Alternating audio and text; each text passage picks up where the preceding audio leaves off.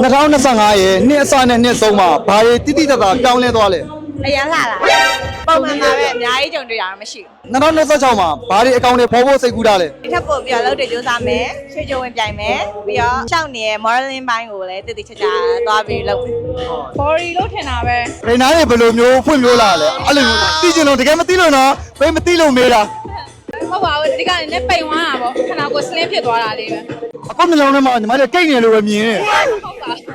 ကဲနောက်ဘာတွေပြောင်းလဲသွားသေးလဲ စီးပွားရေးလေးပြောင်းလဲသွားတယ်ပေါ့အောင်မြင်လာတယ်ပေါ့ပို့ပြီးတော့ 2026မှာဘာတွေလုပ်ဖို့ရှိသေးလဲ နောက်တစ်ချက်မှာတော့ဒီထက်ပိုကောင်းတာပဲလုပ်ဖို့ရှိတယ်ပိုဆိုးမယ်ပေါ့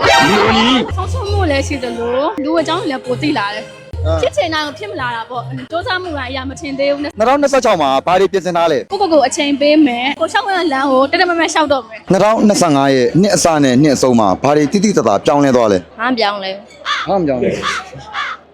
2026မှာဘာတွေအကောင့်တွေပေါ်ဖို့စိတ်ကူးတာလဲ ကောင်းတယ်ဖို့ဖို့တော့အဲ့လို plan ကြီးကြီးမားမားတော့မရှိဘူးဒါပေမဲ့အိမ်အောင်ပြဖို့တော့စဉ်းစားတာ ဟုတ်လား ပြောင်းလဲဒီတိုင်းပဲ 2026ကိုရောဘယ်လိုဖတ်သားမှာလဲ ချစ်သူနဲ့တယောက်ချွတ်ချွတ်ပြတ်သားမှာ ညီမဝိတ်ရန်တက်လာတဲ့ကို12ပေါင်တော့တကယ်အတီတန်းဖြေရမယ်ဆိုရင်တော့အများကြီးပြောင်းလဲမှုရှိရပေါ့နော်ဝယ်ရပါကောင်းသောပြောင်းလဲခြင်းတွေပါအကုန် အဲ့